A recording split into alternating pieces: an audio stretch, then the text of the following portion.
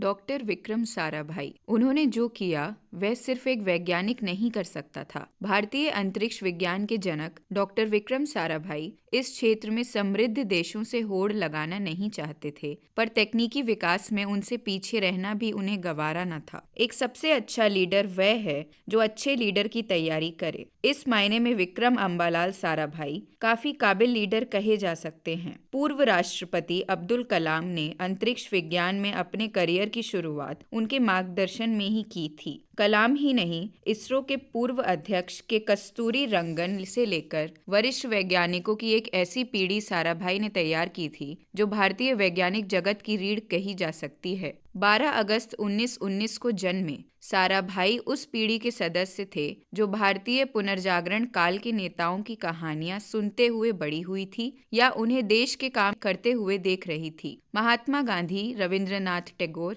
पंडित जवाहरलाल नेहरू सहित अपने अपने क्षेत्र के दिग्गज इस दौर में मौजूद थे और उनकी मानवीय विचारधारा से साराभाई ताउम्र प्रभावित रहे। उस दौर में परमाणु वैज्ञानिक डॉक्टर होमी जहांगीर भाभा भारतीय वैज्ञानिक समुदाय के अगुवा थे। जैसे कलाम को साराभाई ने पहचाना था, वैसे ही भाभा ने साराभाई की प्रतिभा को पहचाना था। 1939 में भाभा ने यूरोप जाने का विचार छोड़ दिया और बेंगलोर के Indian institute of science IIS से जुड़ गए। कैम्ब्रिज से लौटे साराभाई को भी अपने अध्ययन और शोध के लिए यही ठिकाना मिला और आखिरकार उनकी यहाँ भाभा से मुलाकात हुई। अद्भुत वैज्ञानिक मेधा से संपन्न इन दोनों वैज्ञानिकों की मुलाकात अपने अपने अध्ययन क्षेत्रों के मुताबिक दो विपरीत ध्रुवों की मुलाकात थी। दोनों ने कॉस्मिक किरणों के क्षेत्र में अनुसंधान किया था, लेकिन भाभा जहां अणु विज्ञान में दिलचस्पी रखते थे तो साराभाई के अध्ययन का क्षेत्र अंतरिक्ष विज्ञान था। भारत में आजादी के तुरंत बाद 1948 में परमाणु ऊर्जा आयोग बनाया गया और पंडित जवाहरलाल नेहरू ने भाभा को इसका पहला अध्यक्ष नियुक्त किया। वे नेहरू के वैज्ञानिक सलाहकार भी थे। उस समय साराभाई की उम्र महज 28 साल थी, लेकिन कुछ ही सालों में उन्होंने भौतिक अनुसंधान प्रयोगशाला PRL को विश्व स्तरीय संस्थान बना दिया था। वहीं दूसरी तरफ साराभाई ने 1948 में अहमदाबाद में भौतिक अनुसंधान प्रयोगशाला PRL की स्थापना की थी। PRL मुख्य रूप से अंतरिक्ष विज्ञान के अनुसंधान से जुड़ी संस्था है, लेकिन उसकी स्थापना और संचालन के अनुभव ने वैज्ञानिक साराभाई को एक कुशल प्रबंधक भी बना दिया था। इसके बाद उन्होंने पारिवारिक कारोबार में हाथ आजमाया और गुजरात के साथ साथ देश के कई हिस्सों में उद्योगों की स्थापना की। यही नहीं, देश के पहले प्रबंधन संस्थान Indian institute of management Ahmedabad की संस्थापना भी साराभाई ने ही की थी। जुलाई 1957 में अंतर्राष्ट्रीय स्तर पर रूस और अमेरिका सहित 50 से ज्यादा देशों ने अंतरिक्ष अनुसंधान के क्षेत्र में 1 साल तक चलने वाली एक परियोजना के लिए गठबंधन किया था।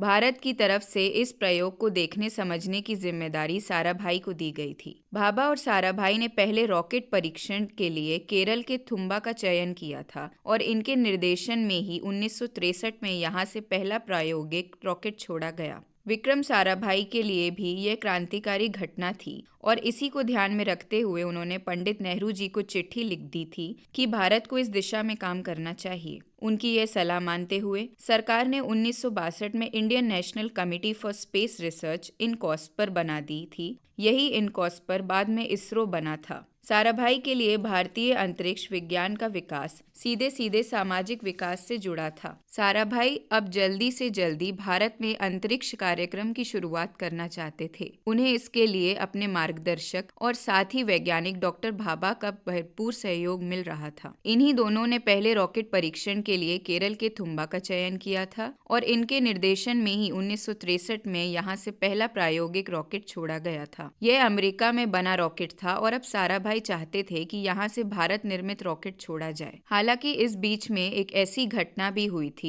जिससे साराभाई सहित पूरे भारतीय वैज्ञानिक समुदाय को भारी धक्का लगा था। दरअसल जनवरी 1966 में डॉक्टर होमी जहांगीर भाभा अंतर्राष्ट्रीय परमाणु ऊर्जा एजेंसी IAEA की बैठक में भाग लेने के लिए रवाना हुए थे और स्विट्जरलैंड के ऊपर उनका हवाई जहाज क्रैश हो गया। इस हादसे में भारत ने अपना सर्वश्रेष्ठ परमाणु वैज्ञानिक खो दिया था। ऐसे समय में सरकार सरकार और पूरे देश की विक्रम साराभाई से उम्मीदें और बढ़ गईं। आखिरकार नवंबर 1967 में थुम्बा से पहला भारत निर्मित रॉकेट रोहिणी छोड़ा गया। इस परीक्षण के साथ ही अब भारत ने अंतरिक्ष विज्ञान के क्षेत्र में नन्हा सा ही सही लेकिन अपना पहला कदम बढ़ा दिया था। साराभाई को अब भारतीय परमाणु ऊर्जा आयोग का भी अध्यक्ष बना दिया गया। इसके साथ ही 1969 में इनकॉस्पर को भारतीय अंतरिक्ष अनुसंधान संगठन या इसरो बना दिया गया। साराभाई इसके पहले अध्यक्ष थे। उन्हीं के नेतृत्व में इसरो की कई इकाइयों की स्थापना हुई है। भारत में टेलीविजन प्रसारण में साराभाई की अहम भूमिका थी। साराभाई मानते थे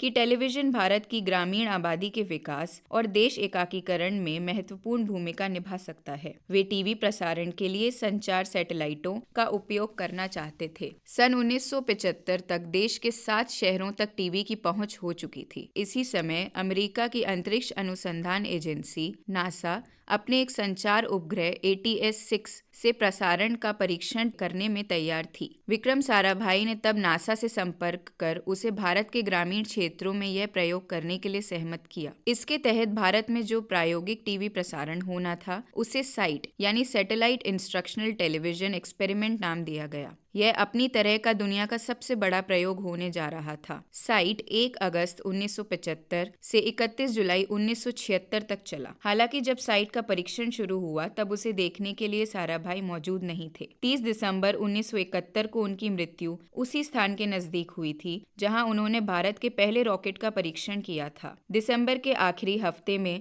वे थुम्बा में एक रूसी रॉकेट का परीक्षण देखने पहुंचे थे और यहीं कोवलम बीच के एक रिसोर्ट में रात के समय सोते हुए उनकी मृत्यु हो गई। इसरो से संबंधित एक पूर्व वैज्ञानिक नंबी नारायण जी अपनी आत्मकथा में इस बात का जिक्र करते हुए लिखते हैं कि साराभाई की संदिग्ध परिस्थितियों में मौत हुई थी, लेकिन फिर भी उनका पोस्टमार्टम नहीं कराया गया। वैसे अगर साराभाई दुश्मन देशों की साजिश का शिकार हुए हों, तब भी आज इस बात में कोई दो राय नहीं है कि उनका सपना उनके बाद भी पूरा हुआ और आज भारत अंतरिक्ष विज्ञान के क्षेत्र में विकसित देशों के आसपास ही खड़ा है।